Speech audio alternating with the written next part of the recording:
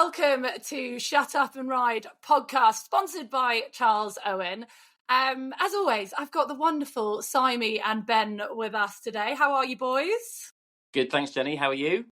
I'm all right, thank you. Benji, how are you? You're grinning like a Cheshire cat. Like, are you all right? Yeah, I'm very good. I'm very, very good. I'm warm again now. I was an ice cube this morning for the first time this year, which, yeah.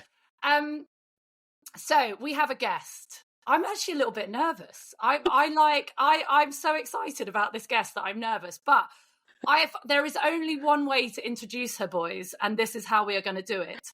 Okay. I say Jaeger, you say bomb. Jaeger. Bomb! Jaeger. Bomb! I say Jaeger, you say bomb. Jaeger. Bomb! Bomb! Jaeger. Bomb! Bomb!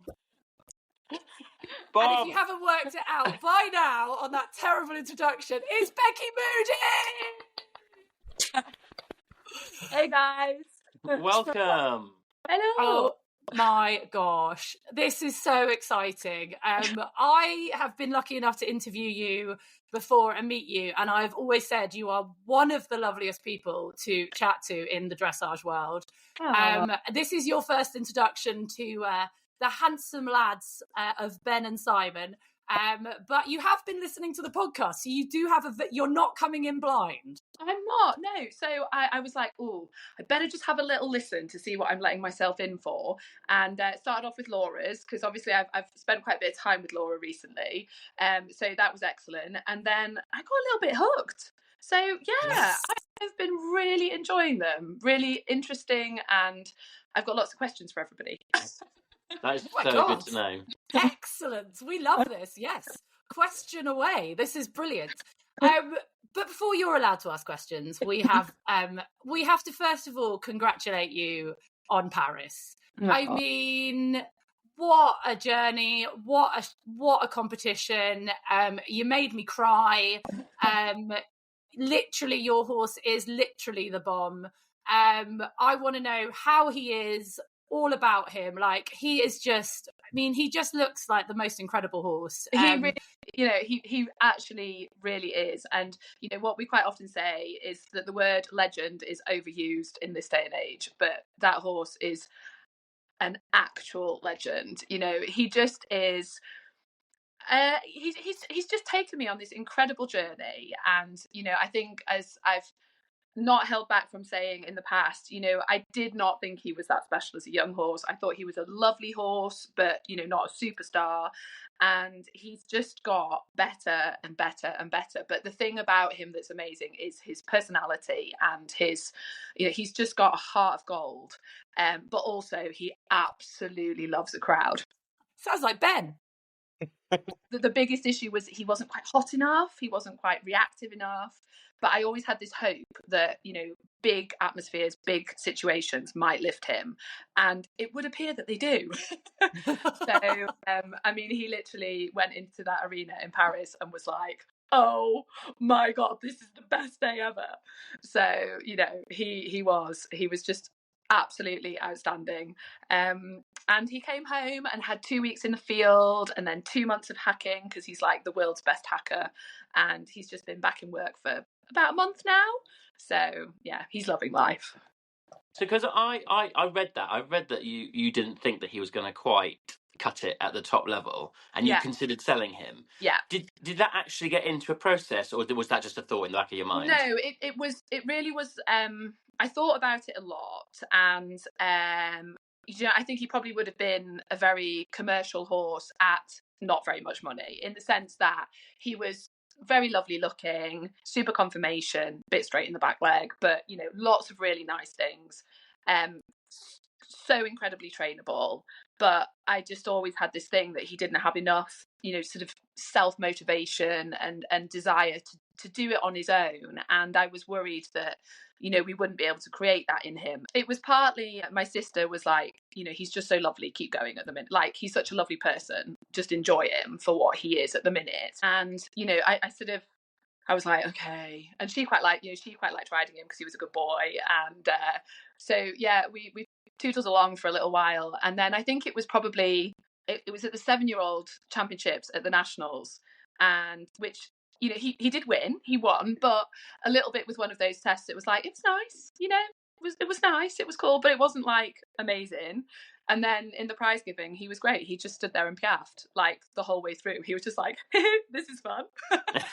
I'm amazing. Yeah. It's not even that. You know, that's the wonderful thing about it. He's not like, he wouldn't have a high opinion of himself. He's just like, this is fun. I quite like doing this. Like, it feels cool. So, you know, that was at the point that I was like, okay, maybe he's a little bit better than I thought. But even still, I'd say now, really, I think the true turning point was London last year. I was incredibly lucky and was able to go to the European Championships last year as a travelling reserve. But, you know, I did at that point, I'm not going to lie, have quite major imposter syndrome, just because it hadn't been my plan. You know, we'd just been having a lovely year, first year at Grand Prix, developing him, you know, slowly getting a little bit better.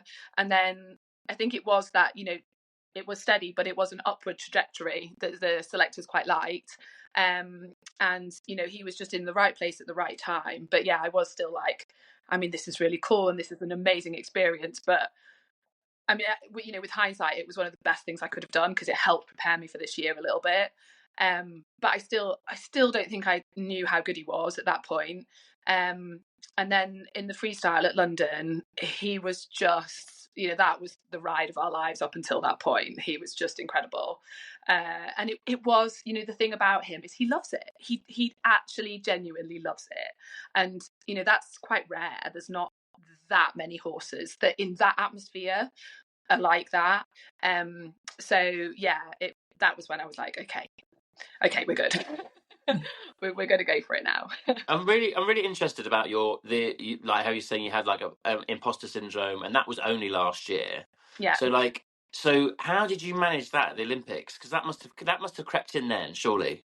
Do you know what? When it came down to it, it was just like, I think because I got that travelling reserve space, that was what I'd been aiming for, you know, from the beginning of the year. So after London, my goal was like, I'm not going to break into those top three. I am going to make travelling reserve. That's what I'm going to aim for. And, you know, we did that. And I felt like by the time we got there, by that point, I'd done, you know, a few more internationals, a couple of Nations Cups. And I was like, okay, you know, we're in a good place here. But I honestly, hand on heart, was just like, I'm going for a lovely 10-day holiday to France where I'm going to be inspired and learn absolutely loads and come home better. And then, you know, because it all happened quite quick, I just didn't have time. I didn't have time. It was like, we've got a job to do here. Let's just go and do it. So yeah, I think that was my mindset. That was how I dealt with that. And also the incredible team of people that I had around me that really made that possible. I feel like we need to get it out of the way, how that happened, from you being travelling reserve to the phone call to how much. Are you allowed to tell us how much you know compared to how much the public knew and how we found out? Or like, we obviously found out on Instagram. So to be totally honest, I don't really know how much I should have. So basically, I didn't know what had happened. We had so my competition groom is also a really good friend. She doesn't actually work within the industry. She works in marketing and she uses her annual leave to come and be my show groom. And she had already come down. We were actually, so in my entire life, I've only had my nails done twice. One was for my sister's wedding and the other was to go to Paris. So it was actually when Kim and I were in the nail spa having our matching, because we're so cool, matching nails done to Paris.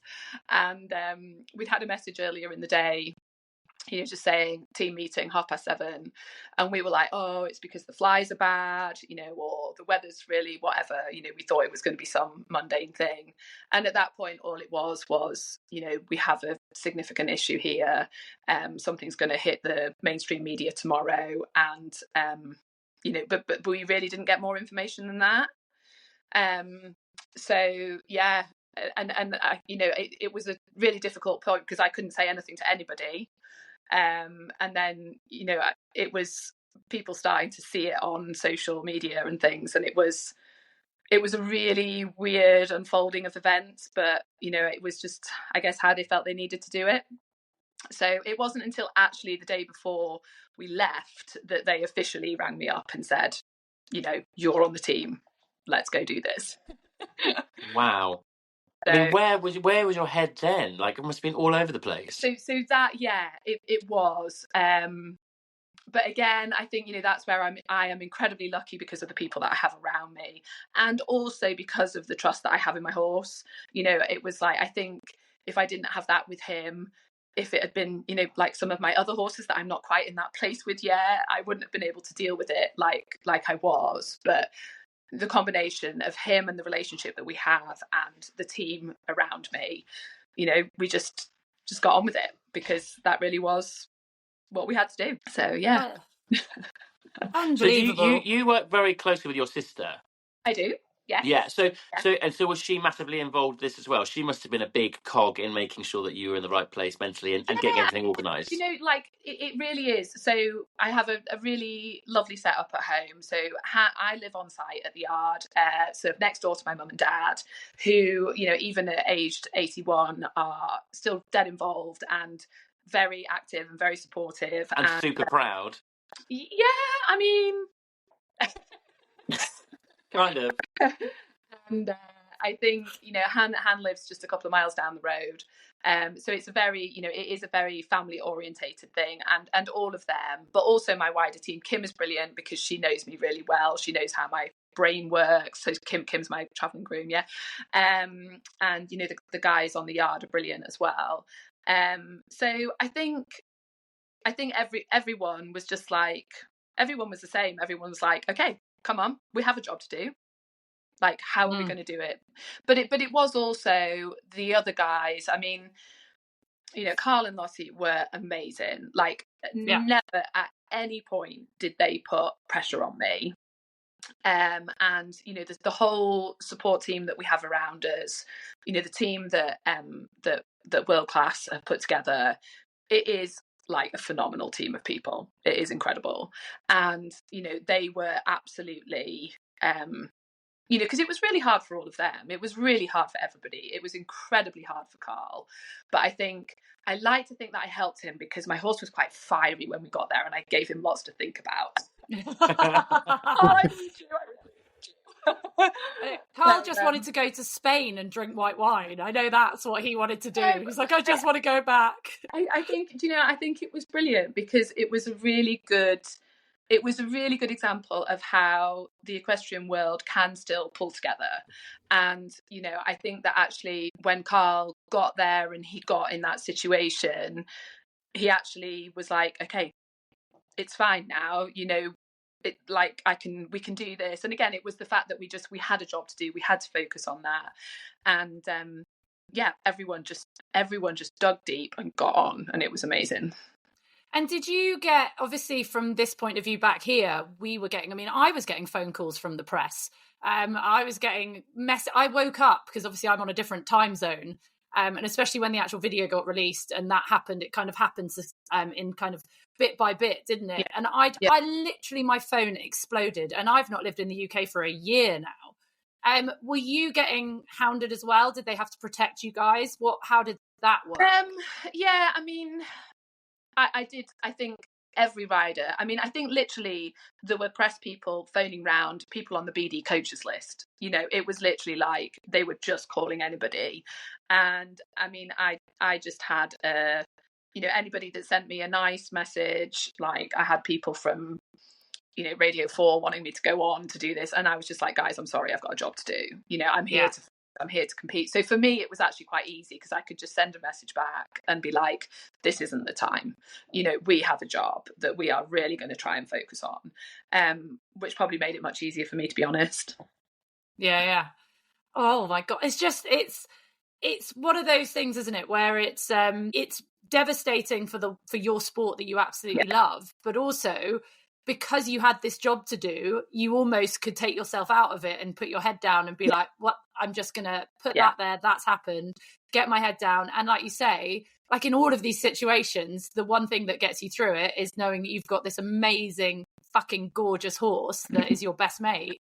Look at you smiling when we talk about him. But like, it'd be very different, I suppose, if you're a tennis player or a sprinter and a disaster happens, whereas you've got this animal that is literally there you've got to do it together. And I suppose that's the mindset, isn't it? It is, and I think, I think that probably saved all of us. You know, you just get in the zone and you do it. But I think, you know, they were also like the world-class guys were brilliant. You know, we had like media training with the head of the British Olympic Association, like media side of it, and he was fantastic. And I was certainly, you know, things like that I was super grateful for, because I've never had to do press like you have press at the Olympics. You know, it's just an entirely different beast. What do you mean when you meet me, Becky, at the end of a dressage test? Am I not aggressive enough with you? You're not like 20 people ramming a microphone in your face. It must have been a completely different level, though, as well. This time, a completely different level, because it's not just I know the Olympics are massive, but also with the Charlotte situation, they must have been wanting to ask you about that, and they must have been prepped to not, but they must have still tried, because that's what press do. I mean, I think, if I'm honest, I think the eventers probably bore the brunt of it, because they were the first ones competing. And I think, you know, a lot of the mainstream media were there for them. And then by the time it got round to the dressage, you know, it was a few days later, some of them had got bored enough to kind of move on. You know, the Olympics was providing enough other exciting stories. I mean, they were still asking, you know, and we had like a team press conference after the team medals were done. And there was some quite not probing questions, but, you know, I think it's just, my take on the situation was we had to try and just show the world like what our sport is about, and that is not what it's about. But I've known Charlotte for a long time, and you know, she has been a huge inspiration to me. She really has, and she has done phenomenal things for dressage in this country. And you know, I think my thing was I was just so sad, because I felt like it was not, you know, it was not indicative of our sport. And it was actually, for me, you know, it wasn't her, it wasn't how she would normally be. And you know, it was just, I found that I wanted to try and get that side of it across as well. And like, you know, as you guys have talked about, what we saw on that video was horrendous. It is not how anybody wants to be training horses, but she has done incredible things with so many horses, not even just one. And, you know, you don't do that with that many horses if that is how you treat them. It doesn't happen. And, you know, nobody is trying to say that what she did was okay. It wasn't on any level. But I really do think it's so important that we have to remember all the things she has done for us. When I was sort of doing press stuff, I was to some degree trying to get that a little bit across where I could. But primarily what I was trying to get across was what our sport is about and how much we do love our horses. I think one of the biggest things for me at the moment is we need to make people understand that we're not, I mean, yes, we're making them do it in the sense that we educate them and we train them, but they love it. I've kept hearing on with you guys talking. I wanted to show how much that horse went in that arena and loved what he was doing. You know, that's what people need to see, and we need to get better at communicating it. Yeah, because Laura did say, well, you probably heard, she said that they kind of tried to change focus when they were asked about the negative side of stuff. She was like, actually, but our horses, we're not going to talk about that right now. We're going to talk about how amazing our horses are and how much they love the job, which is definitely the way forward. Absolutely. You know, it is a degree, there's a degree of, we just need to change the narrative here, and we need to make it something positive, and we need to make people realise the wonderful things about what we do instead of the less wonderful things that sometimes happen. Well, you guys did such a good job of that. Everybody, all the Olympic teams did such a brilliant job of just getting our sports equestrianism back on track, because it was such a negative, like the day before you went. Yeah. So, well, you're going to make me cry again. Don't. I'll get all emotional. And for me as well, I mean, I obviously, Becky, don't know you as well as I know Carl. Carl's one of my very dear friends. But for me, I was just like, it was so worrying, and you can't, and like you say, you can't sit there and defend anyone, because then it's like you're justifying their actions. So it is so hard opening your mouth. And I think you're completely right. Rather than trying to change what the narrative was, just emphasising on how much you love your horse and how much he enjoys his job. And Simon and I, Ben and I, we've spoken about this so much. It's that old phrase, isn't it? You can take a horse to water, but you can't make it drink. Yeah. And I know when I point my horse at a fence, he bloody goes for it, and he is so excited. Ask him to go in a 20-meter circle, not so much. He's retired from circles. But yeah, that there is, and it's very hard to articulate that to a member of the press who probably wouldn't have been in the horsey section, let's face it, of the Olympics unless it had happened. And people are looking to kind of trip you up. So it does sound like you are very good at articulating yourself. I do think that, that is where the guys helped us a lot with how to deal with it. But I think, we can all articulate it fairly well, because we do actually all understand it, and we understand, what our horses mean to us. And but it's a really tricky one. I do get very frustrated at the minute with the negativity, and I think that is, I don't understand how it makes somebody feel better to go on social media and criticize somebody, because it doesn't make me feel better, and it wouldn't even cross my mind. And I do think that unless we can try and change that to a degree, I don't know how we do it, but I feel like unless we can, that is what will end up killing our sport. Because that, and the fact that I don't believe again, this is something that you've talked to, but I don't believe we work together enough. And there is a little bit of a thing at the minute that I think the show jumpers sometimes think they're a tiny bit invincible, but I don't believe that when everybody's done with the dressage, they're not going to move on to the show jumpers. I'm nodding my head. No one can see this if they're listening. Ben is leaning in. Ben is like bursting with stuff to talk to you. No, so I don't know if we've even talked about this on here at all yet, is that this is something that happened to my aspect of the equine industry. And so like this idea of, if you think of a lot of people these days, you don't see animals in circus and stuff anymore, because there were people that did it well and there were people that did it badly. And because some people did it badly, it was decided that no one should do that. And when I was growing up, I didn't even get a teacher, really. I got a trainer who taught me how to do the trick riding, the Cossack stuff. But I didn't have anybody to even teach me the Liberty stuff and the tricks that the horses do, because it was such magic circle, inner circle. No one wanted to share it. And that led to this idea with the public that obviously, because they don't know how we train it, we obviously do it in a bad way. And then the videos that come out of people training it are people doing it in a bad way, because that's get good views. And so one thing that I've seen as a massive change in our industry is I'll find myself at somewhere like Your Horse Live, where I've just been, and part of my demo has to be me showing people, telling people how I teach a horse to roll upside down from start to finish. None of those people are ever going to do that. None of those people even actually have a desire to do that, nor will they put the groundwork in to get to the point where that was possible. But we've had to, for our industry to survive and to get people back on board with it, and I feel like they really have, we have to spend a lot of time explaining to people exactly how we train everything. And I think that needs to bleed through to the other aspects. Well, not needs to, but I think it could be good to, because, for example, if we show people, this is how I train it, then it kind of also removes you as a personal rider, or any of us. If something comes out, like if someone teaching a Piaffe badly, or someone, schooling a horse badly over fences, then I think actually the best armour that we have isn't even to fight against what's been said about what's negative. But to show this is how we do it, and look, and we'll show you, because we're proud of it. And I don't know, I'd like your thoughts on that, really, whether you think that's something that could help build more positivity. Yeah, no, absolutely. I think it is certainly how we have to try and go. And, the whole sort of, I want to try and train my horses in a way that I feel like anybody could walk onto my yard and I could explain and justify what I am doing. And, I've got an amazing young rider who's like my stable rider.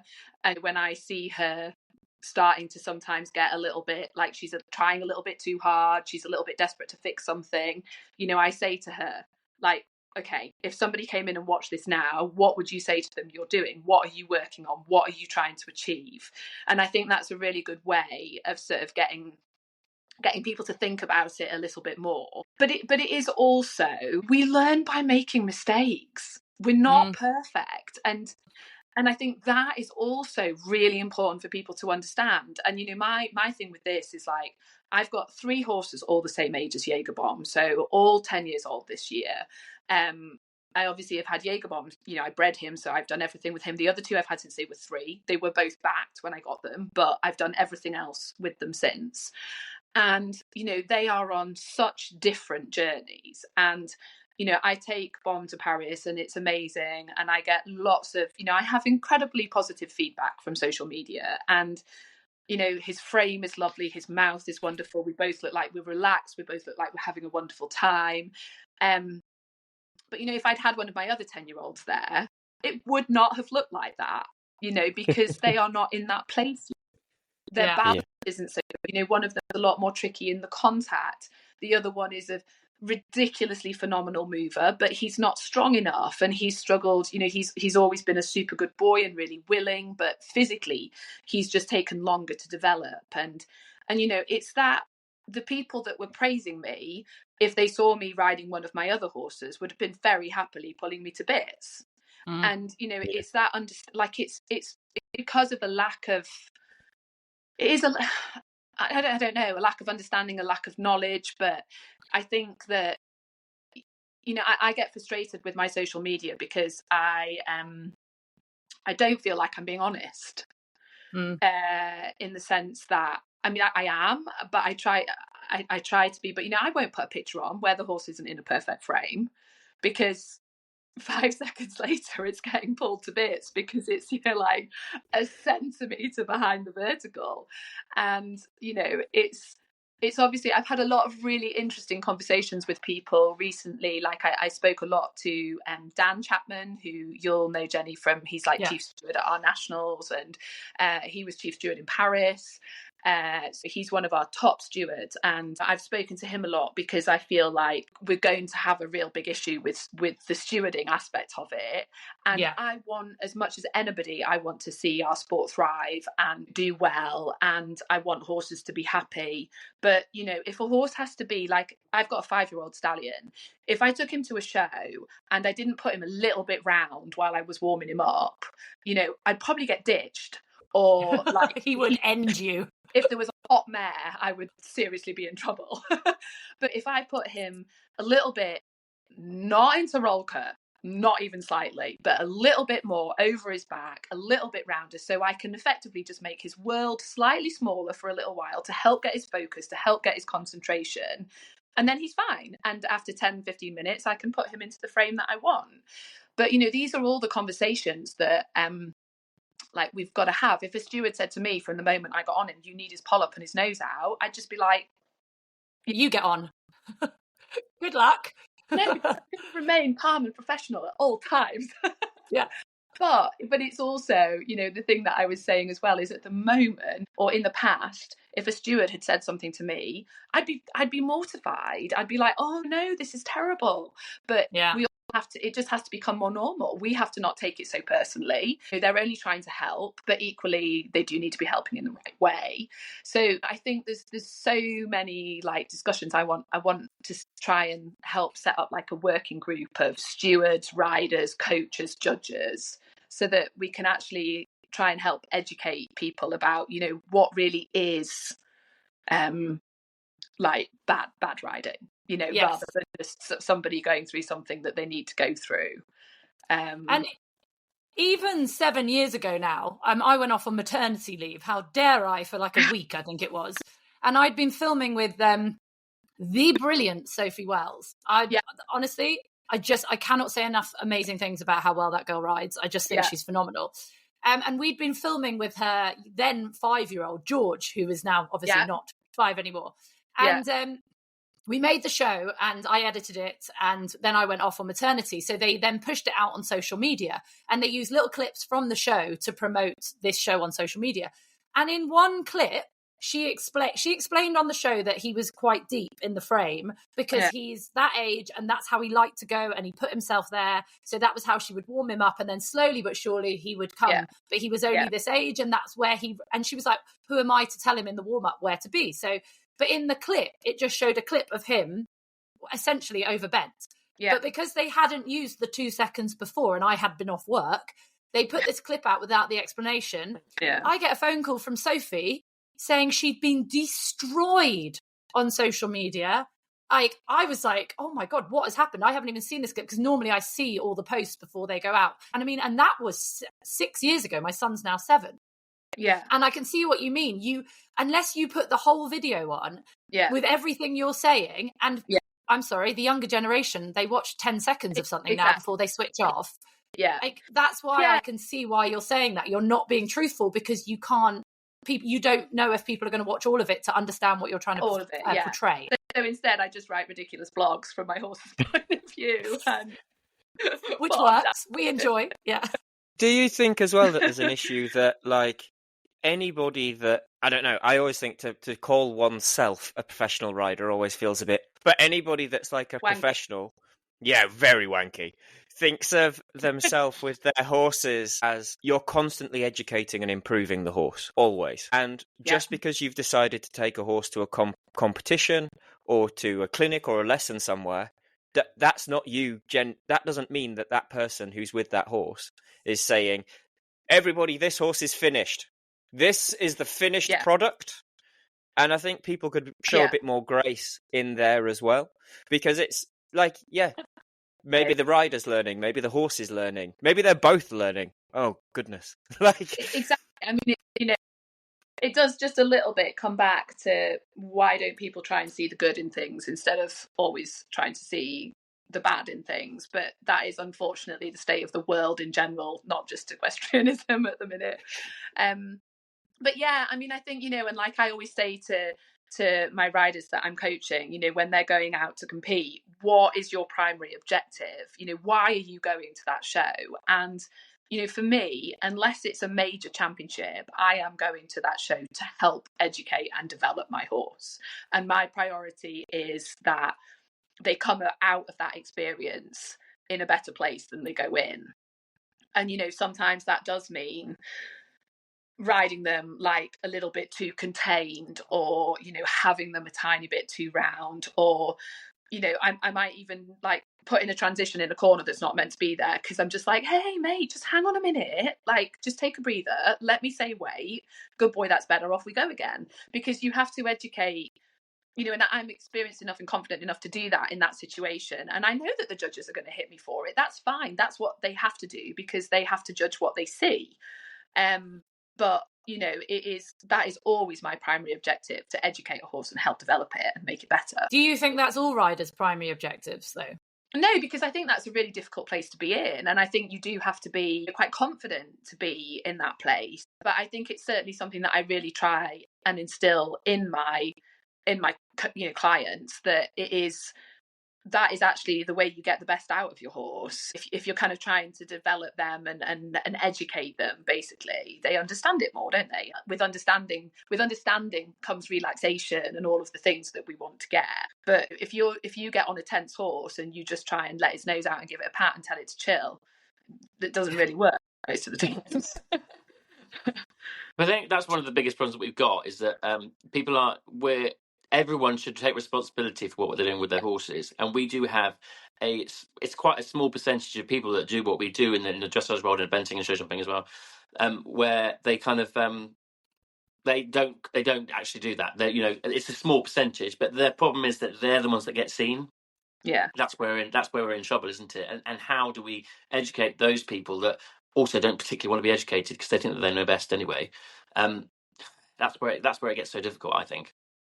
Yeah, I think it is. And it's been really interesting. So I'm doing BD Presents this weekend, so the kind of new version of the convention with Sophie, in fact. I'm doing, the first section that I'm doing is on like youth development. So British Dressage have a youth programme, and I've so Hannah, my sister, is super, super involved with that. She's now actually the director of BD Youth. And I've been, looking into that and looking a lot more into the system that they have set up with that, and it's brilliant. So the rider tests are judged really differently. They're judged, you only get 3 marks. So you get a mark for position, you get a mark for your influence over the horse's way of going, and you get a mark. If that influence mark is really based around your skills for training and that side of things. And then you get a mark for your accuracy and presentation and that side of it. So it's much, much more marked on how the rider rides rather than the quality of the horse. And so as they're moving up through the system, they progress through different squads. Also their horsemanship and their understanding of that side of it too. It's really interesting, because I actually think that that's maybe a system that we need to look at a little bit more through dressage as a whole. And I think it would be something that would be really interesting to look at with adults as well, because the priority is on how good you are at educating and explaining. And I say to people, when you do your coaching exams, you sort of, what are the qualities of a good coach? And you go through all of those. And who is the horse's coach? The rider. The rider is the coach. And what are your good qualities? And it's, are you clear? Are you confident? Are you a good communicator? Do you do it in a positive way? Do you challenge people in a positive way? You know, all of those things. And it's just the same with your horse, I think. And I think that that's what the youth system is a little bit starting to develop, and actually does it, is doing it in a really good way. So I think British dressage, they have got so many good things in place. It just needs to, you know, it needs to keep developing. It needs to keep developing, really. And they need to shout about it. Yeah, well, they have released a statement saying there are going to be changes, and it was released. And actually, I've contacted Jason, who is the CEO of British Dressage, and he has agreed to come on the podcast. Oh, I know, right? He has agreed to come on it. He wants to wait until Charlotte's ruling is out, and after there's some FEI meetings coming up and everything, which is absolutely fair enough. But one of the things that, I mean, obviously on here, especially with Ben, we chatted about, and Ben came up with some ideas like how could we move forward, and talking about changing the collective marks for more harmony, and where the frame is, and like what kind of kit you're essentially riding in. And I mean, something has to drastically change, I think, but like it's so hard, isn't it, to find out where it will to keep public opinion. It is really, I think it is better communication, and I think that applies to the FEI and, you know, to all the member bodies, I think. But I do also think that some of that does lie a little bit with the professional riders and how we can communicate things as well. You know, I think that the judging is a really hard one, because you need to understand, like, you need to have such a level of understanding to do it really well. And if I'm completely honest, I think especially at the lower levels, there are too many judges that haven't quite yet got the experience and enough education. You know, it's hard because it's really at your low levels that you want your really good judges to help get those people going in the right direction. So I think that is really hard. But I thought, you know, I mean, it's some of Ben's ideas I think are really interesting, but I do think they're really difficult to implement. And it was like the rein contact thing. You know, like from my point of view, a light contact, so bomb, beautiful in the mouth, lovely in my hand, would be like a 2 out of 10 kind of rein contact. But you could get a horse that is a 0 out of 10, which in some ways in what you're talking about would be a good thing, but actually it's a 0 out of 10 because it's too behind the contact and there's not enough connection.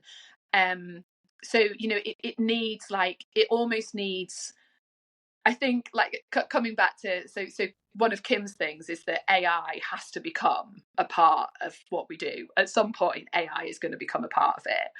And I, you know, for a long time, I was like, nah, no way can you have AI judging with dressage. It's too, you know, there's too many factors. There's too many things. The horse's conformation, the amount of ground cover it has, you know, all those things. But I do think there's probably a place for it in some of those marks and in bits of it that takes out some of the impartiality.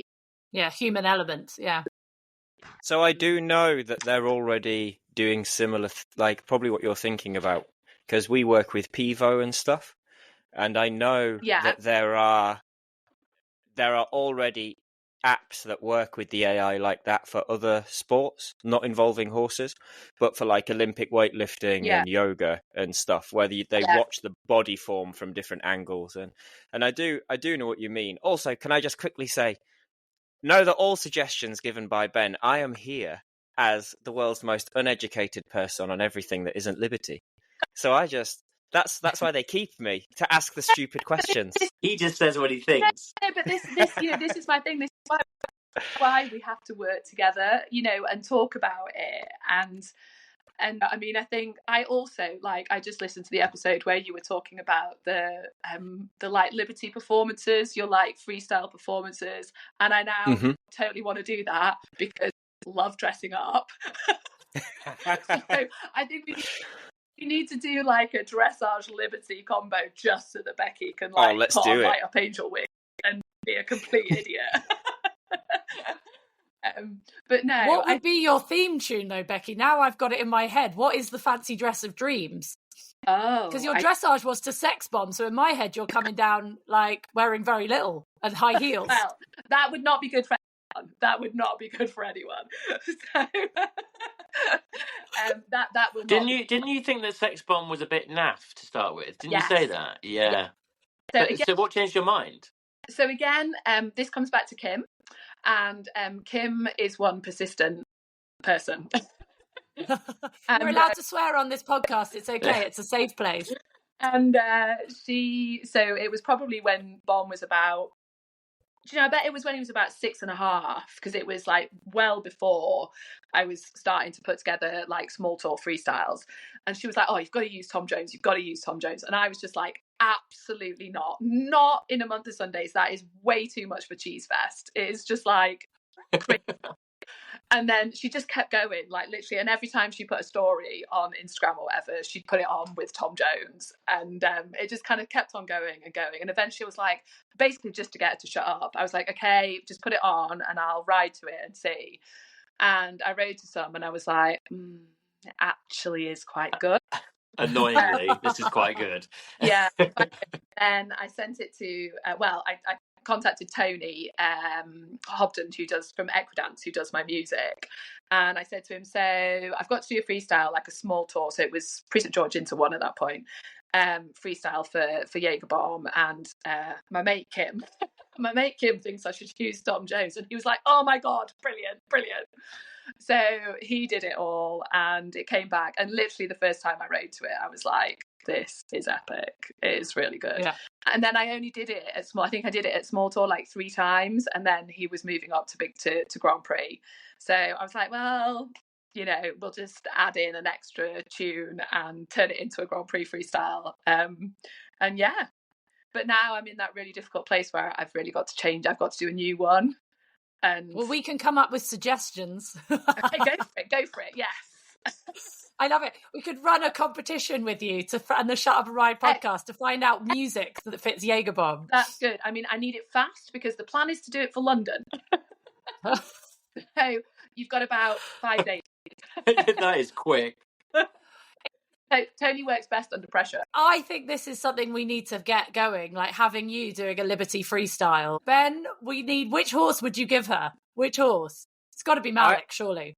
I think we should do like a double act. We get Becky and Jägerbomb and me and the boys. Brilliant. That's entertainment for Olympia next year sorted out. Perfect. Yeah. And me and Simon will be on the side drinking Jägerbombs in full support. Perfect. Yeah, exactly. The backup singers, you could do some of the music.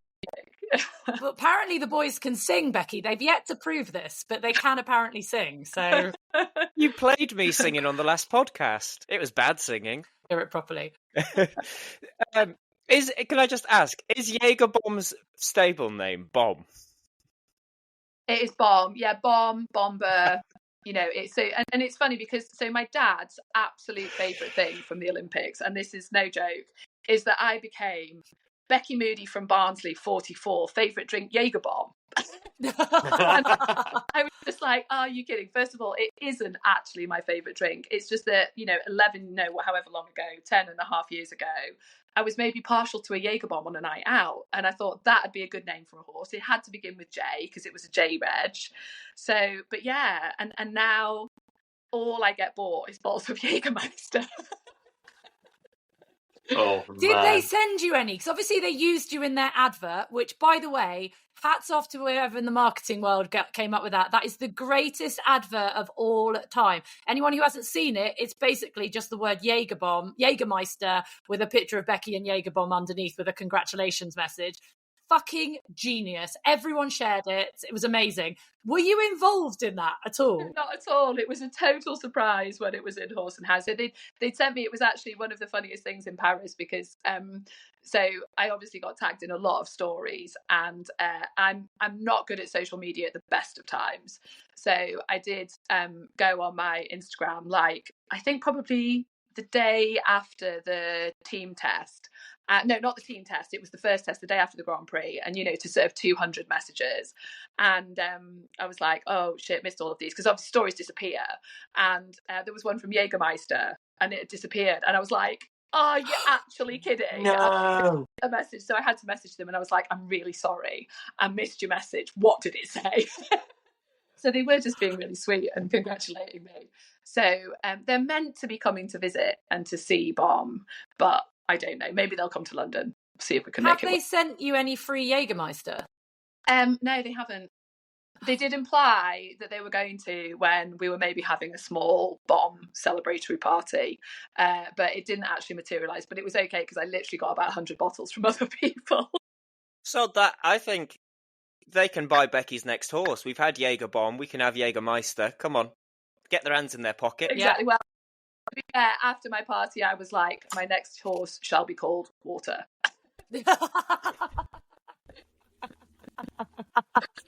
That is going to be the title of the podcast. That is brilliant. I absolutely did. You hear on one of our episodes? We have decided to name. Now, if we're going to go out for a drink, we're going to do a Becky Moody, which is a Jägerbomb, or if we're going to have a Laura Collett, which will be a gin and tonic. Okay. So yeah, you are now a drink when we're out doing shots. Barnsley 44 favourite drink Jägerbomb. There you go. Oh my god, this is literally the best. We kind of skimmed over the Olympics in the kind of, and this is what I feel like one of the sad things about what happened is it feels like the conversation is always drawn to the shit that happened before. But I want to talk about what the bloody hell was it like riding down that centre line in the Palace of Versailles, on your best mate. Like, what can you put into words, that emotion? I know it's a cheesy question, but what went through your head? Was it holy shit? Was it this is amazing? It was a lot of vomit. A lot. No, I mean, I think so. It was funny because it was such a long show. We were there for such a long time because we arrived on the Friday. So we'd arrived in, as Laura said, we had like reserve stables. So we arrived at those on the Thursday night, into the compound on the Friday. We didn't trot up until the Sunday. Then the Grand Prix was the Tuesday, Wednesday. Then we had 2 rest days while the show jumpers did their team event, and then our team event was the Saturday, and then the individual was the Sunday. And I think it was such a funny one because it was like I honestly had the hottest Bomb I've ever had in my life. Like literally from the moment he came off the lorry, he was just like, okay, this is different. Like, this is definitely different. He's never been a horse that I have literally never been worried about competing him from that point of view, absolutely solid. And I was riding him for the first couple of days being like, it's fine, he'll calm down soon, because I literally couldn't walk. I couldn't halt. I just piaffed. And if I tried to walk, we just ended up cantering sideways.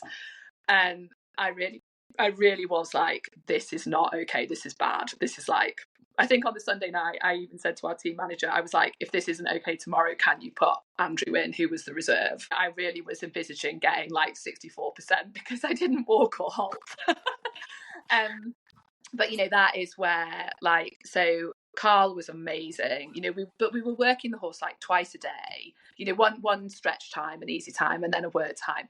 I've just never, normally I would be like, don't work him too hard, keep him fresh, keep him sharp. But, I gave him calmers. I've never given, like, I don't believe in calmers normally, really. I don't feel that they've benefited horses that I've given them to in the past. And Andre was like, do you want me to, Andre's the team vet. He was like, you want me to give him something? And I was like, yes, everything. Just give him whatever you have that you can legally give him. He had acupuncture, he had karmas.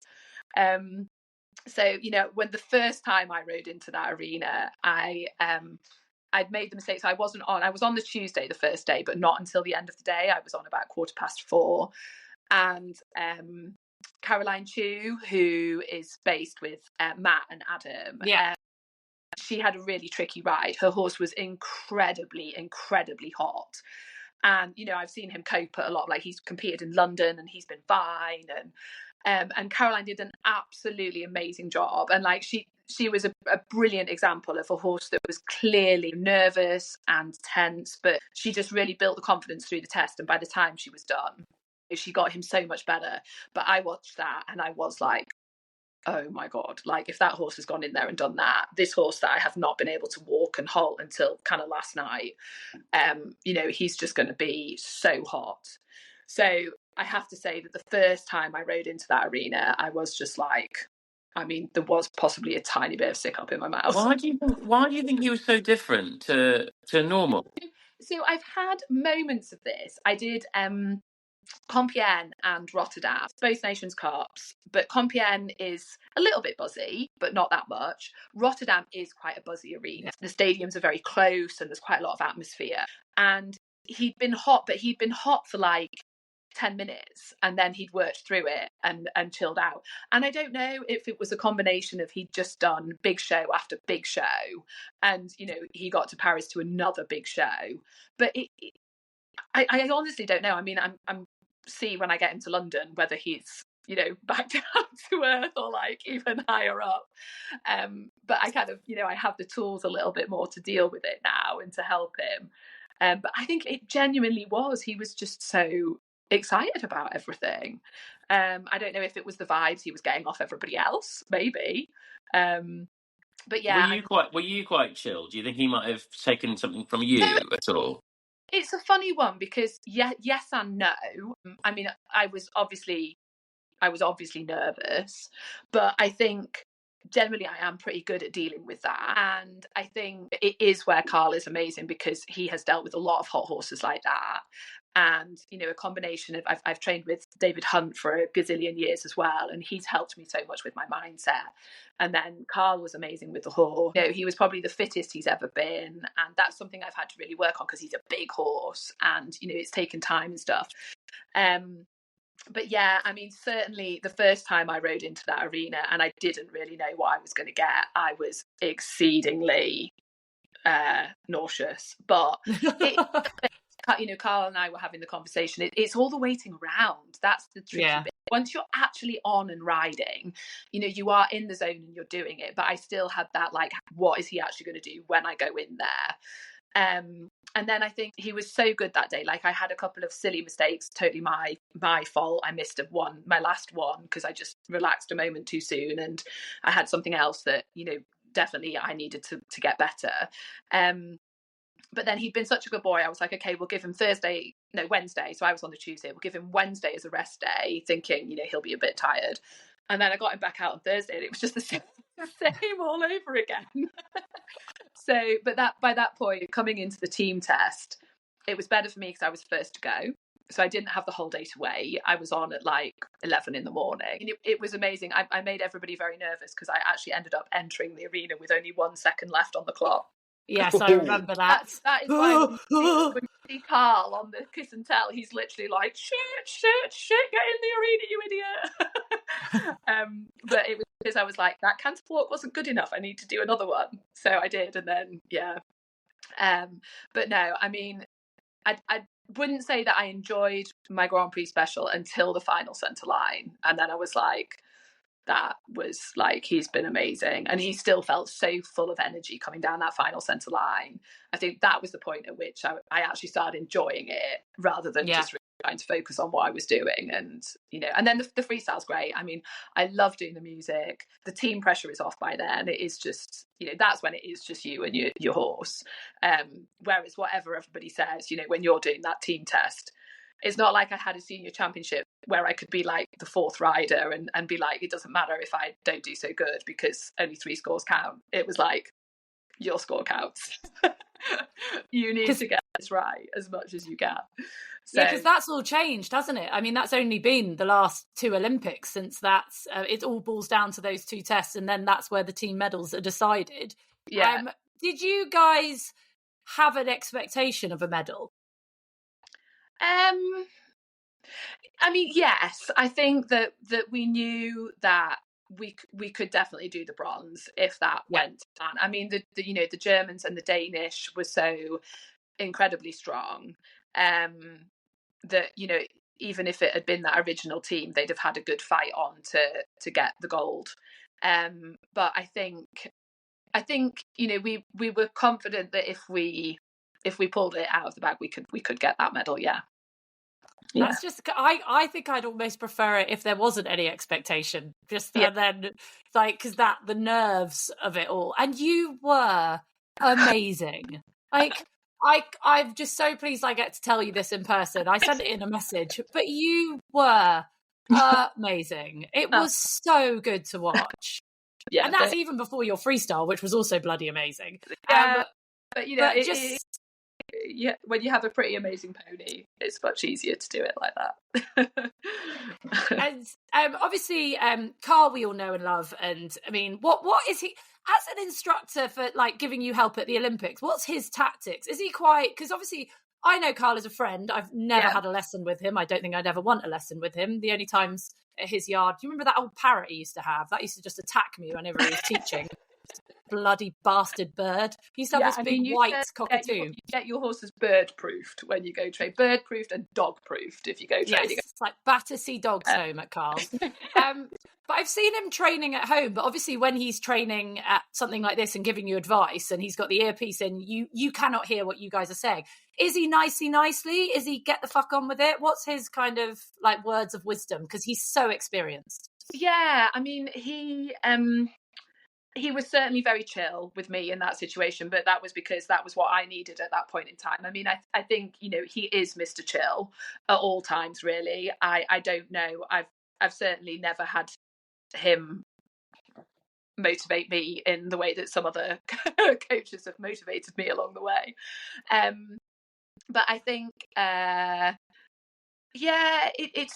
it is his wealth of experience, like I say, especially with the slightly hot horses, and it is also his attention to detail, and certainly the couple of times that he's warmed me up at other shows, he is so good at preparing you for that performance.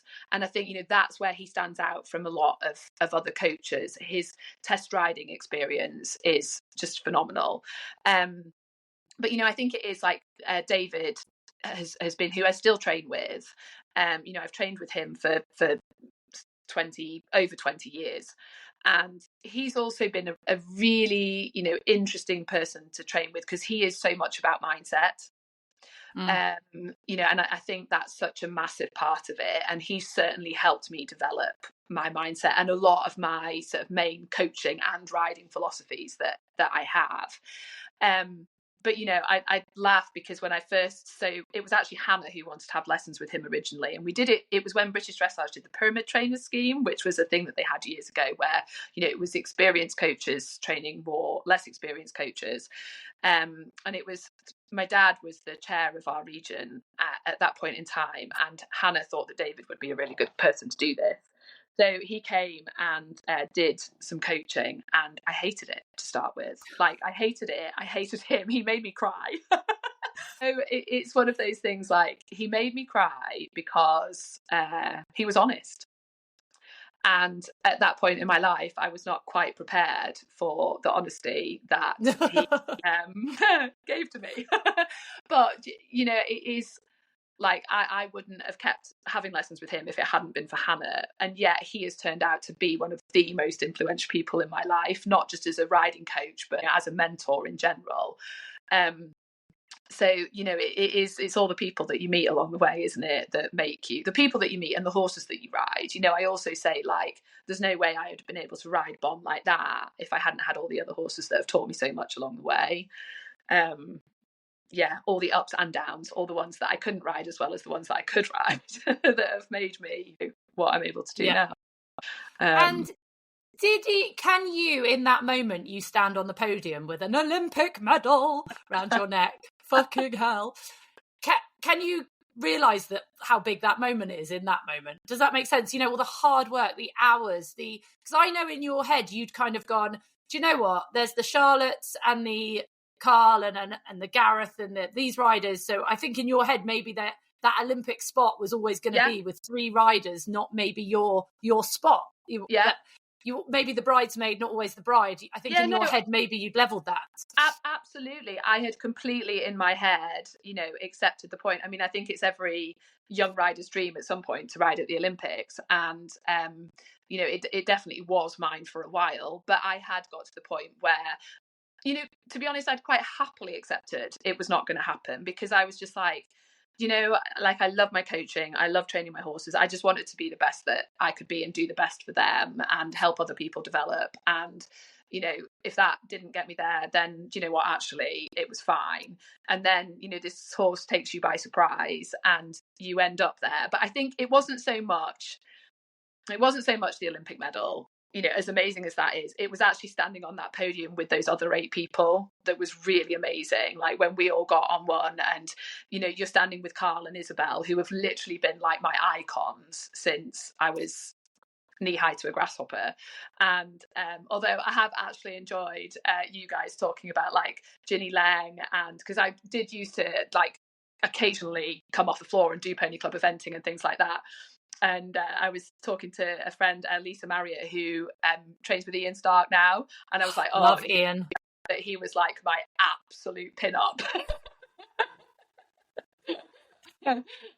My bedroom used to be plastered with posters of Ginny and Ian. So you see, it was them before it was the dressage riders. But, you know, Carl and Isabel, they're amazing. And that young Danish team are phenomenal. Yeah. So yeah, it was actually standing on that podium with those riders. That was my by me moment more than the medal, really. Can I just say, I knew we would be best friends. Yeah, we're exactly the same age, and we're essentially the same person, having the same pictures on our walls growing up. It's official, everybody. Becky is my new best friend. Sorry, Simon and Ben, you're dumped.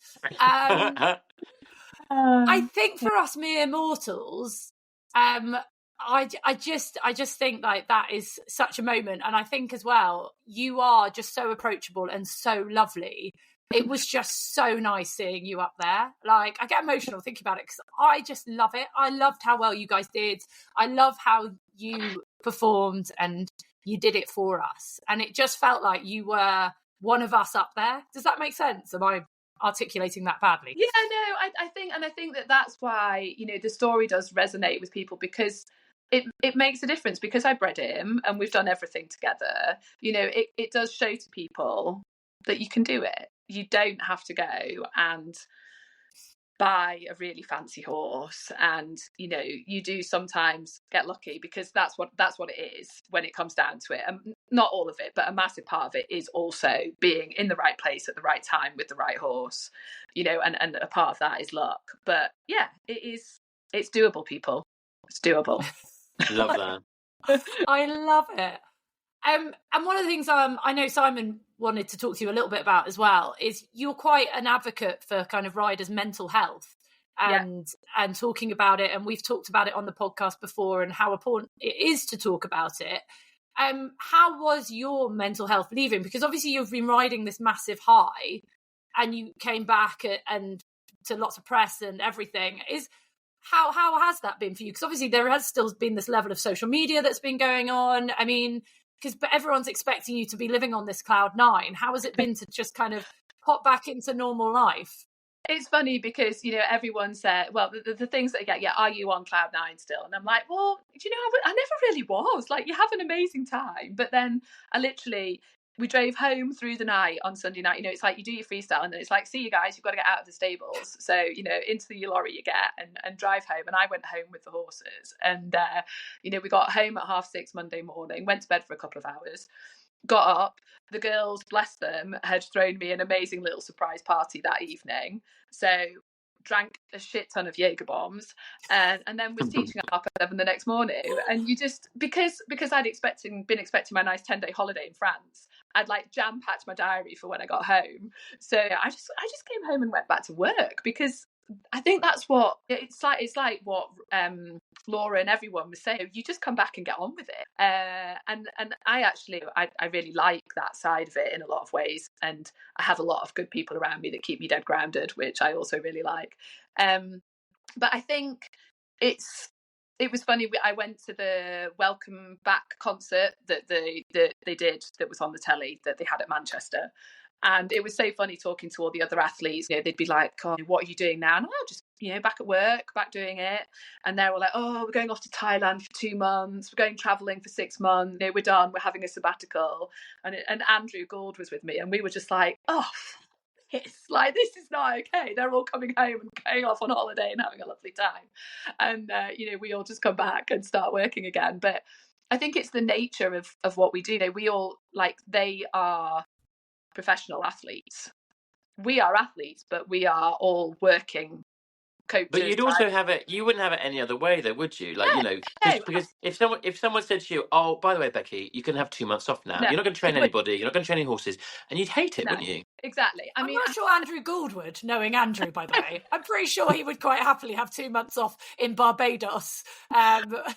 But by the time I actually went on holiday, which was like the end of September, I was like, I think it was probably the most like in need of a holiday that I've ever felt in my whole life. But I still was like, I'm going to go and just totally chill and not do anything. And then one day of total chilling, and I was like, right, what we're doing now? We need to go do stuff. But I think,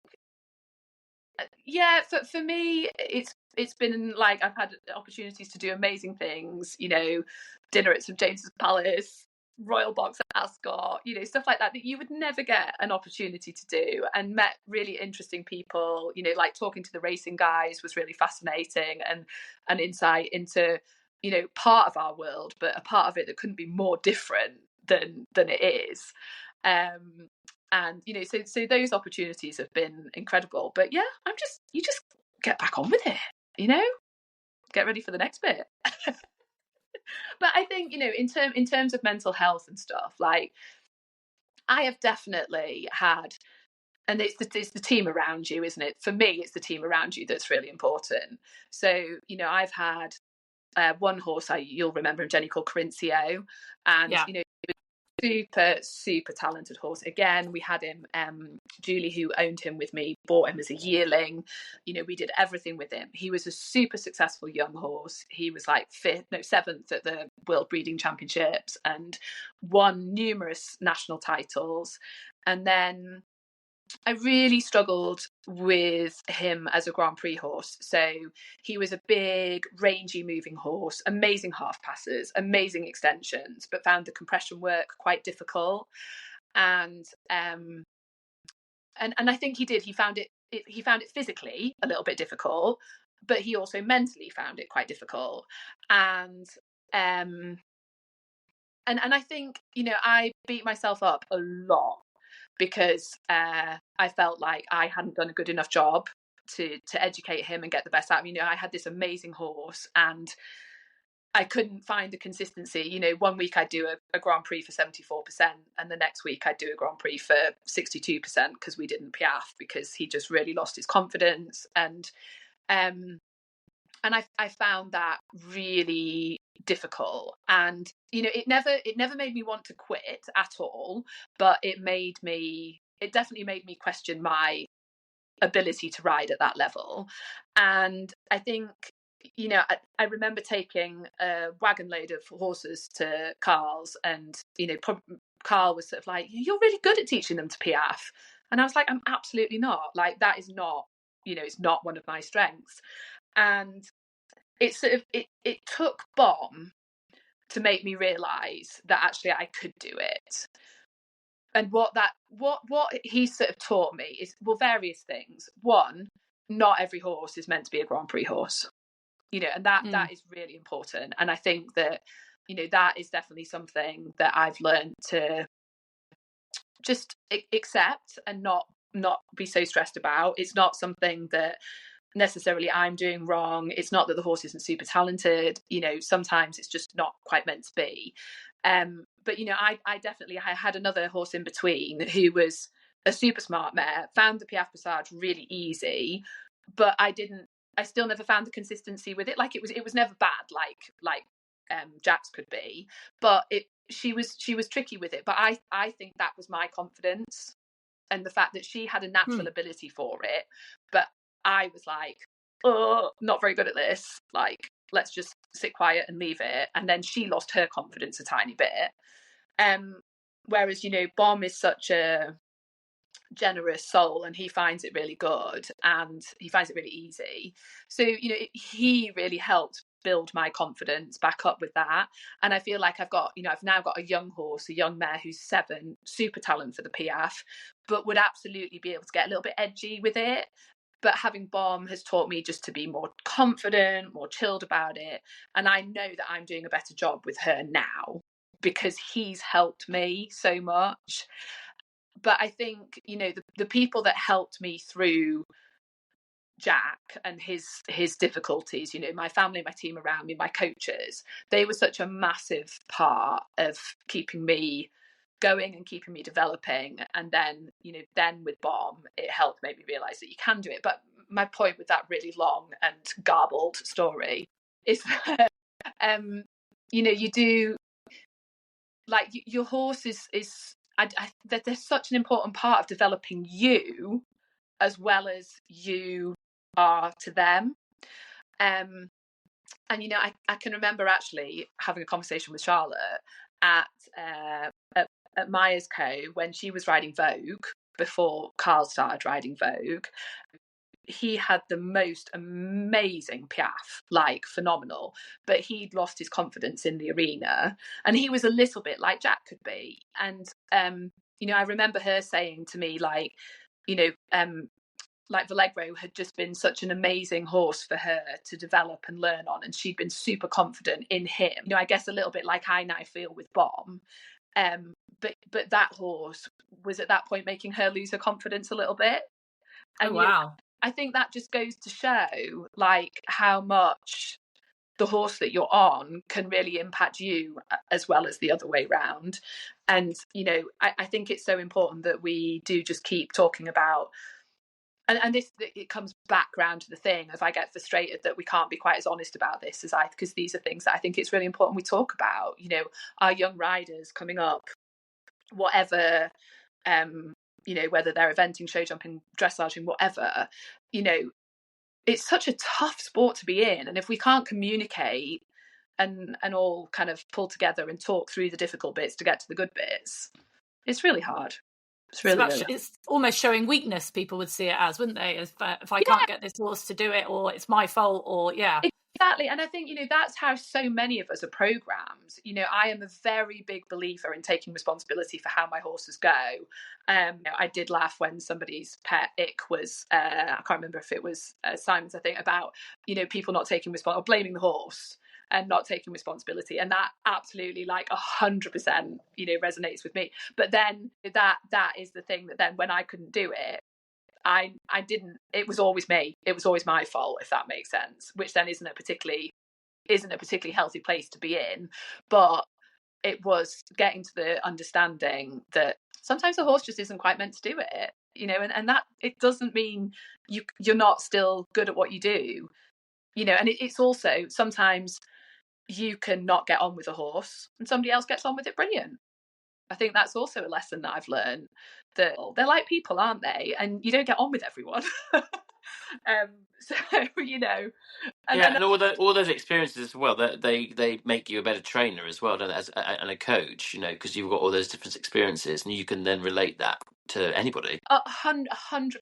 And I think, that's such a massive part of developing as a rider.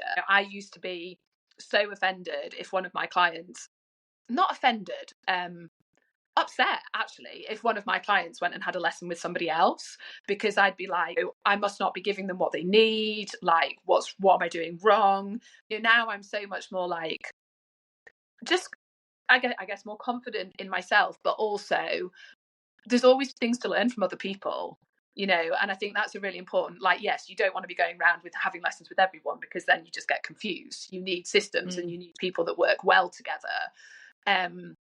But, you know, a different pair of eyes can sometimes bring something really, really interesting to the equation. So, you know, that's where, like, I definitely think that Ben and I need to do a thing together so that I can learn a little bit more, because my understanding of liberty is even less than yours of dressage, Ben. Yeah, I think it's really fascinating. And but when it comes down to it, what is the problem in all our lives? We're all too busy. Yeah. I would really love to be like, okay, you know, Ben, when you're at home for a while, can I come to yours for a few days? And like, but trying to find that time to do it that's what none of us are good enough at. We don't have time to do a food shop. Never mind. Hang out with friends. That's why at age 44 you should still live next to your mum and dad. And you don't have a food shop very often. You don't have to do your own washing. So, but with that, Ben, when you talk about like how horses aren't fitted for, like, obviously for different things, and some horses won't make Grand Prix horses. Have you ever had a horse, Ben, on your groundwork that's made you lose your confidence at all in the same way? Because we always think it's like when you're on board that this happens. But has that happened to you on the ground? Yeah, in both ways. I've had horses. I've never had a horse that I can't train to do groundwork. But, and this is a massive but, you could also say that it's the same as, like, so today we're talking about dressage. What is dressage? Dressage is riding. Nearly every horse in the world can be taught how to be ridden. So every horse can do dressage. Not every horse can be a Grand Prix horse. So in the same way that, yeah, I have horses that I've trained to do groundwork and liberty that will never make a performance horse. Or like when we're deciding which horses will do which bit, I've got a little buckskin that's incredible, all his piaffe and passage and everything at liberty. If I ask him to do too much steady work, then he blows his mind because he's a doer. That's why, you know, that energy bubbles just below the surface. So the moment you're like, piaffe, he's like, yes, let's go. But then at the same time, like my best horse, Malik, my dapple grey. And also, I want to put a caveat on that. When people say, which is your best horse or which is your favourite horse? I say, what am I doing? Am I hacking out? Am I show jumping? Am I laying one down? Because it's going to be different depending on what we're doing. But like my best horse, Malik, if I ask him to do high energy movements 3 performances in a row, we'll get through the first one. He'll just about do the second one. And when we get to the third one, he'll run off because he does not like doing anything that involves high amounts of energy. And so I don't ask him to do those things. So there's all part of that. And then the only other, I've had 2 horses that I've trained and then not kept because I didn't get on with them correctly. One of them was because when I bought it, I told the people I don't care what it's like with people. It has to be good with other horses. Like, this horse is going to go in a field full of geldings and be fine, isn't it? And they were like, yes. And the day I put it in with my other horses, it tried to kill them. So it went straight back on the lorry and left. Because as well, doing what I do, because I'm working a team of Liberty horses, it's nowhere near the same level of training as a Grand Prix horse. But like, I've got 9 in my string that I perform with together at the moment. If I put a new one in there and it kicks one of the others and lames one, then I'm up shit creek without a paddle, aren't I? So I can't be having that. And the other one, this was even more devastating. Bought the horse, trained it up till it could do everything, didn't take it anywhere, took it away from home once, and it lost its mind. It hated travelling, it hated going on the lorry, it hated being on a lorry, and it hated being away at shows. And so I found him another home. We got him better. He got good at loading. He got better at travelling. If a horse genuinely hates travelling and being away at shows, it's living hell to be my horse. So I suppose it's very similar. You know, a lot of horses, I guess, can get up to advanced medium, but that doesn't mean they're going to make it to Grand Prix. And I'd reckon it's pretty similar. That's a different story, though. If you've got a £5 million dressage horse that suddenly doesn't want to go to a show, that's quite a tricky situation to be in. Well, you sell it to someone else for 6 million, don't you? And move on. See, this is you not spend too much money on horses. I've never spent more than 4.5 grand on a horse. I bought one for 5, and it made me feel sick. I still feel sick. Yeah, I might have spent a bit more than that, but I've definitely not spent 5 million. This is just an ignorant question from someone who's never dressaged at any top level. Why can't you talk to your horses in a dressage test? Rules? I don't know. I mean, I just do. I just do it really quietly. Your voice is such a useful tool, isn't it? You know, and definitely like the young horses. Absolutely. Yeah. You know, the young horses will get a good boy, a little to help me get into canter. You just do it quietly. Don't tell anyone. Yeah. Maybe that is something that they could address through the levels until you get to a certain level. Yeah, I mean, I think, you know, coming back to our issues with how they have to keep doing enough scientific stuff. I think it was, I don't know if you guys saw the one that Russell Maguire had done about bridles and bit pressure and things like that. You know, and the whole that actually like your double bridle is more distributed. There's actually less pressure in a double bridle in one place because it's more distributed in many rather than just in one. So there's so many, and I'm with you in the sense that I don't think it should be compulsory. I don't think it needs to be, but equally I do think it's really important that we remove the stigma that riding in a double bridle is unkind, is a welfare issue. You know, it's not. And I think, you know, my belief with tack is a well-fitting saddle, absolutely essential. You know, there's so much more science behind the bridles now, but, you know, a comfortable, well-fitting bridle. But the fundamental issue is it's how a rider uses those aids. I'm going to be really controversial here and be a little bit like, sometimes I put draw reins on, just sometimes. But, you know, it's with like, so say I'm teaching a horse to do flying changes and they're really excitable about them and they get a little bit carried away and you go to put your aid on and it's like super launch into outer space. You know, I would put them on to just be like, you can totally stay here. I don't put them on tight and put them super round. I help the horse understand where I want its frame to be by using that aid. And, you know, I'm just a really big believer that like a whip used badly is bad, but used well can be really useful. Your legs used well are essential, but legs used badly are bad. Hands in whatever bridle you have on can be good or bad. Yeah. It is about the rider taking responsibility for how they use those things. And, you know, that's how we have to try and educate people a little bit more. But I think, you know, we do need the science to help with everything a little bit, to have that discussion.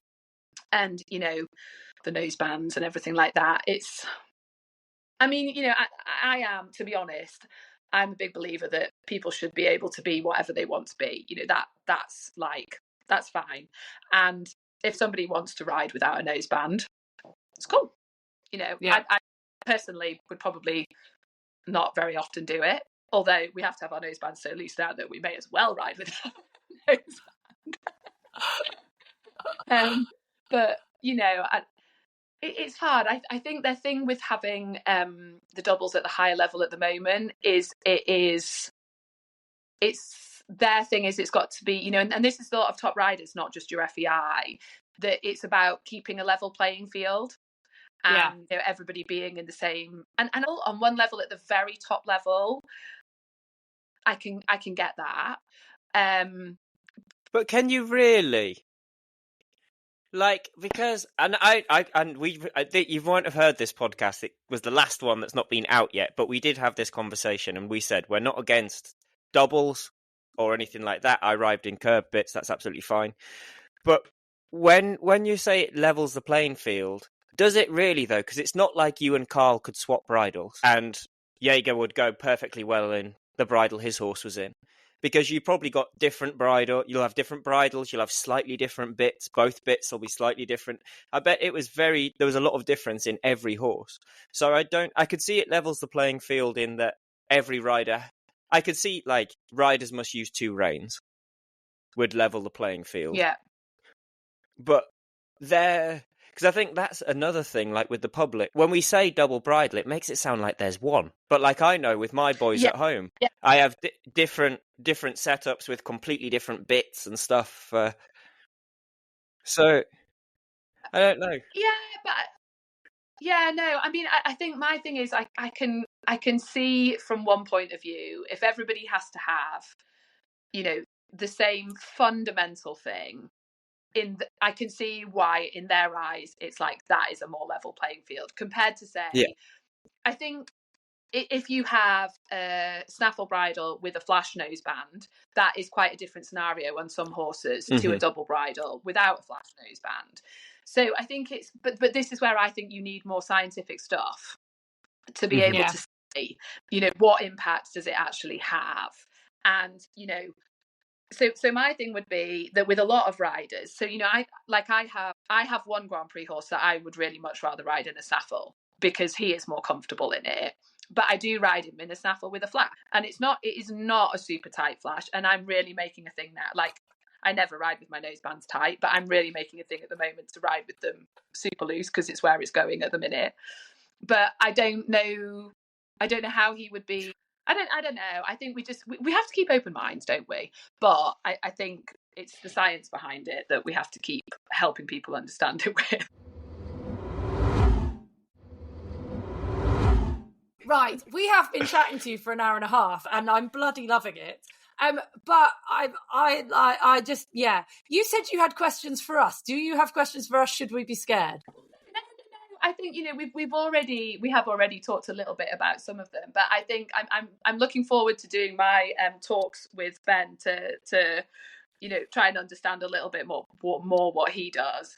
But I think, you know, it just comes back to that thing of, I think we all have to think about a way to become better communicators, and how do we get our sport across. And I think, you know, this, like, Jenny, from your point of view as a, you know, a media person, like, how do we need to communicate to your non-equestrian people?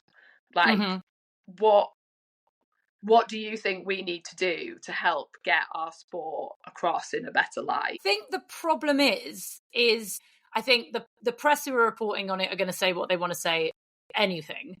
I think the people that we need to talk to are these people who armchair experts, I suppose, is one of the terms. And it's those people who want complete transparency but aren't prepared to listen. That's the hardest thing. It's these people who want to hang riders out to dry, or, like you say, the non-horsey people who think that riding horses in any way, shape or form is cruel. And how do you convey the feeling that you get when you're on a horse, unless you ride a horse? That's the hardest thing, isn't it? That is like that emotion you get from riding, that joy you get. My daughter did around the world yesterday on a 16 hand horse that was as safe as houses my friend let us have. The joy of just doing an around the world on this horse. And I'm not joking. This horse didn't take her ears off my son and my daughter when she rode them. She was like, I know this is my job. Keep these humans safe. She didn't care what was going on. There was another horse prattling around. She paid no attention. She knew her job was these tiny humans, as the owner had told me she would. The joy of picking up horse shit that they have. It is so hard to convey that in a way that isn't emotional. But when you get emotional, then you start kind of almost getting a kind of a defensive, don't you, about your sport and your passion. Yeah, I think that's certainly something that I'm trying really hard to work on, because I think you do just get too defensive. You get too defensive and too emotional, and it's trying to find a way to be able to communicate it and stay rational. But it's difficult though, Jenny. Like you were saying about how non-equestrian people, but there is a huge, like, there's been research, hasn't it? There's a huge percentage of non-equestrian people that think the horses shouldn't be used in equestrian sport, and that's a big thing. And also the privilege of what we do, like. It's like I've just been in Leicester trying to get myself a new microphone thing, and you know, a huge proportion of people in there wouldn't be privileged enough to be able to do what we do, and so there's going to be a certain amount of animosity there from people like that. How we convey it, I think a lot more maybe of the top riders working with the likes of the RDA and promoting the amazing work that they do and the joy horses bring at that level. And being more open to those kind of things, and being open to having press on the yard that aren't necessarily the horse press. We all know the Horse and Hound. We all know these kind of try and get kind of the Mail on Sunday, which wants to kind of absolutely destroy. Get one of their riders, their journalists, to come on and say, right, come on, I'll give you a lesson on a horse, or come and meet my horses, or kind of trying to interact with the journalists that way. But I think, yes, trying to show people how much we love them is easy. Trying to express why it is we love them and how much they love us is incredibly difficult. But I think the problem is they only are interested when it goes wrong. Yeah. Mm-hmm. I think that's the nature of the media, isn't it? Full stop. You know, it's that sensationalist headline gets a click. But I was just having a conversation with Kim again, actually, about, you know, what I'd be quite interested to know, like, the percentage of positive media versus negative media that equestrianism gets outside our world. You know, so does it ever get, how much positive press does it actually get in relation to how much negative? And is that the same as a lot of sports, or is it worse or better? I know Richard Davidson's been trying to do quite a lot, and he's had the odd article published. But again, you invite a member of the press to Richard's yard, and it's fucking glorious. Yeah. Do you know what I mean? He's got this massive house and this massive indoor, and these chairs. It's so well looked after. It looks so stunning. Beautiful. And I know how hard he's worked and what he's come from to do that. Yeah. That first initial impression when a journalist from London who's looking to slag us off walks onto one of these properties is going to be, as I walked into the wealth that was Richard's yard. Do you know what I mean? Yeah. And I can show sell at Pig Farm if you want. But exactly. But this is what I think why, again, you being on that podium was so important, and getting people like yourself and your family and getting the press to be interested in stories, and the equestrian journalists, and pushing for it. But again, like I say, unless they're doing something wrong, or you're going to dish the dirt and say something controversial about Charlotte, it's so hard. And it's just, I think that's where we're trying to attract attention. And when I say to people, please, can you like and share our podcast? It's not because, we want to make a huge amount of money out of this. Don't get me wrong, it'd be nice if we could pay a couple of bills. But it is because we want to make people more aware and get the riders like yourself and what you're thinking and saying out there, and to try and spread the love of the horse, which we all have. And that is what is so important. Why we're trying to do this, and why brands hopefully will come on board and we can brainstorm. That's what a lot of this is, brainstorming. Yeah. And like, you're going to work with Ben. I mean, how exciting is that? It is, you know, it's a daft thing, like the guys that are organising the talk that Ben and I are doing, you know, they'd shared a post and somebody had commented, whoever thought that modern day dressage had a place alongside natural horsemanship was obviously off their face on crack, you know. That was a comment. Actually put that. That was a comment. So it's not even like, do you know what I mean? Do you think part of it is people need to learn how to just dissect information online, don't they? And not just go psycho. Yeah, but it's just going to happen. I can't believe someone wrote that. Yeah, legit. I'll screenshot it and send it to you. Excellent. But that's exactly why you guys are doing it. Yeah, exactly. Yeah. Exactly. And you know, I think that like we've all got things to learn from each other. We've all messed up. We all get better because we've messed up. You know, it's like, that's just life, you know? But and don't you find it's never people, like you say, like me, you and Warwick doing this thing together, Becky? None of us think that. So 3 people who are, you know, pretty at the top of our game, and we only see the similarities between us. We can connect over struggling with training a horse, being in that mindset, the idea of, that's how you train that's how I train it, I can see stuff I like and whatever, you know, in either side. And don't you find when you get people that are actually, what is it, that poem, The Man in the Arena? Who wrote that? That's really famous, isn't it? The Man in the Arena. There's another poem request for everyone to go and listen to. But it basically is about that idea of nobody knows the blood, sweat and tears like someone else who's in it. And so I don't think it matters which aspect of horses it is, whether it's show jumping, eventing, dressage, carriage driving, liberty, anything. If you've got to a level doing it, you will have camaraderie with other people at, within the other sports, because it's the same love and it's the same pain all rolled into one. And I think, anybody that's doing it to that kind of level is doing it because they love it. It was by Theodore Roosevelt. This is a great poem. I suggest everyone goes and reads it. I love a bit of poetry, and I've never heard of this poem, so this is amazing.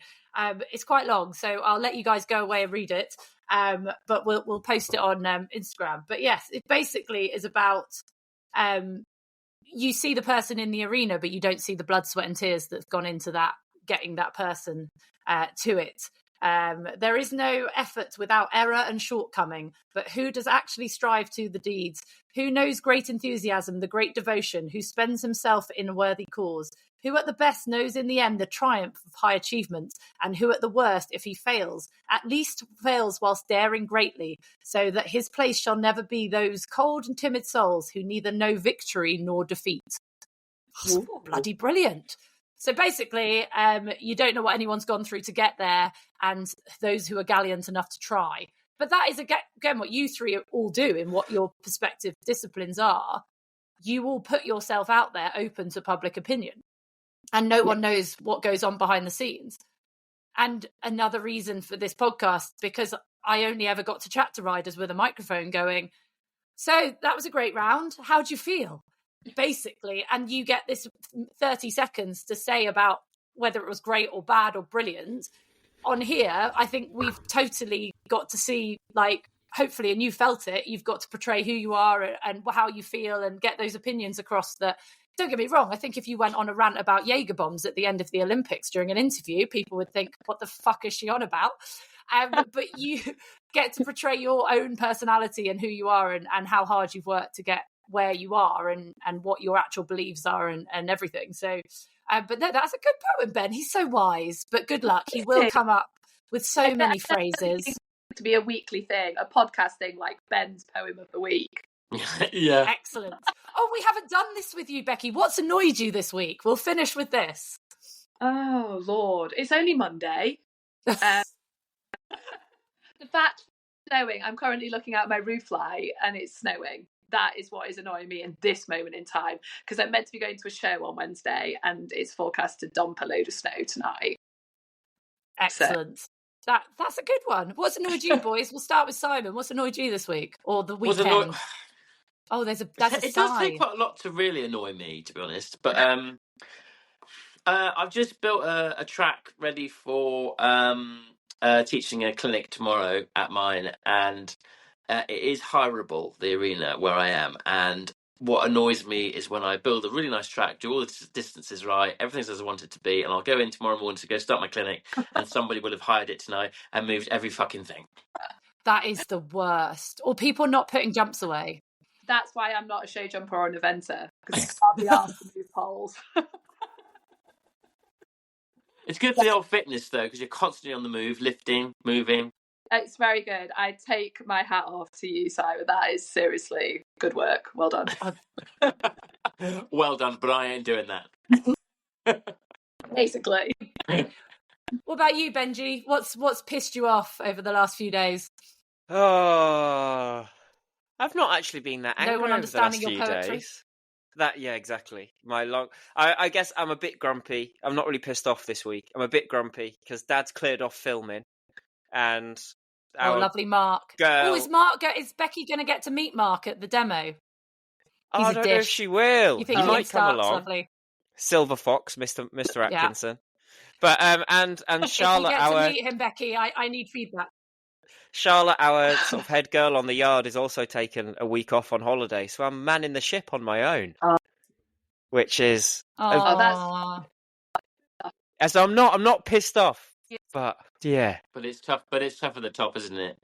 No, it's that time of year though where you're like, guys, not taking all your holidays, and now you're going to all want to take them at once. Yeah, and suddenly. And everyone thinks, don't they? You're like, I'm a professional liberty artist. That all Ben does is waltz out the house and work horses all day. And it's like, no, I'm gonna I'll be on the yard at 7 tomorrow, and I won't stop shoveling shit until like 2. So that's the life. Yeah, no, this is also the side, Sundays normally I try and have at least a little bit of Sunday off when I'm not competing. But yesterday I was in charge of the yard and mucking out stables at 6:00 in the 6:30 in the morning. So, it is, we all do it sometimes. And Jenny, what's annoyed you? Oh, everything fucking annoys me. It's a struggle to find something that hasn't pissed me off, to be quite honest. I've got a leak in my roof. Oh my God, that looked really bad. I know, I sent really you a video. Bad. I had to tell, I used you, Becky. I had to tell them because they're banging around up there. And I just said to them unequivocally after the hour of 11 o'clock, not to make noise, I have an Olympic medalist coming on my podcast. I do not wish to hear about the carpet being pulled up or down for the next 2 hours. Thank you very much. Are they hot workmen? No, really disappointing. Oh, that's a shame, isn't it? It's really not. I can't do any window shopping. But yes, the hole in my roof, water everywhere. That is not fun in any way, shape, or form. So that's been pretty irritating, I have to say. Pretty irritating. Well, that was one of my, if you'd asked me what my pet hate was at the Olympics, it was that you get your official kit and it's colour coordinated every day. So not just equestrianism, but across the whole British team everywhere. You get a message the night before, tomorrow is a blue day, tomorrow is a white day. So, most of the time, and half of the tops are white. How can grooms wear white t-shirts? That is not okay. So I hadn't thought about that. No, I am lodging a formal complaint, and I'm eventually, there was even a green day. And I mean, in what reality is green, mint green as well, a good colour for a British team at the Olympics? So that's my historical annoyance for the year. What was your best bit of kit? So I didn't mind the trot up kit. It was quite nice navy joggers that made you feel like you were quite down with the youth because they were quite cool. They had a nice bit down at the bottom, and then a red. Well, it was meant to be red, but it was actually orangey corally kind of colour, hoodie that was quite nice. So that was okay. But yeah, I mean, there's quite a lot that has been distributed around others now. I have returned home. So I was very lucky that the lovely Mr. Hester, being as gorgeous as he is, let me and my family go and stay in his apartment in Spain. And which, by the way, was terrifying because I have small children who you put suntan lotion on and he has white sofas. So every morning it was do not go near his fucking sofas. You are not allowed to sit on anything. But Delilah was having a shower in his bathroom and he had one of his, he got a dressing gown from one of his many Olympics he's been to. And it has the Olympic rings on it and the Team GB lion on the bit, the head of the lion. And Delilah said, "What is that, Mummy?" And I said, "Well, it's Carl's house and he's been to the Olympics. And you get these kind of all this clothing when you go to the Olympics." And she turned around to me and she went, "Mummy, did he go as a lion tamer?" I think he'd make an excellent lion tamer. Yeah, exactly. It sounds like with Jägerbomb, he had to be a lion tamer. So finally, that phrase was fitting. So, Ben, your wife, George, is a massive Becky Moody fan and had a list of questions for you. Have we covered all the bases for George? Will she be happy with us? Yeah, I think she'll be happy. I'd get her to come say hello, but I think she's fallen asleep. Oh, okay. She is very heavily pregnant. We've been going so long. Yeah, she's full broodmare mode at the moment, bless her. Ah, cute. Enjoyed this so much, and I can tell you've really just not held back, and it's been an absolute delight. You're an absolute hero. If you have anything to say to the equestrian world, what would it be? With the way things are at the moment, what would be your message that you'd like to get out there to finish on? Let's pull together and sort this shit out and make people realise how much we love our ponies. And how much they love doing what we do with them. Well said. I don't think you could have put that any bloody better. That is wonderful. Boys, I think you'll agree this has been brilliant, hasn't it? Absolutely brilliant. Thank you so much for joining us. Oh, no, well, thank you for having me. I've had a lovely time. It's absolutely brilliant. She will be known as the whenever we do a Jägerbomb now, it will be called a Becky Moody. You are an Olympic medalist. You are an absolute legend. Thank you so much. And all that is left to do is to say, Becky Moody, shut up and ride. Thanks.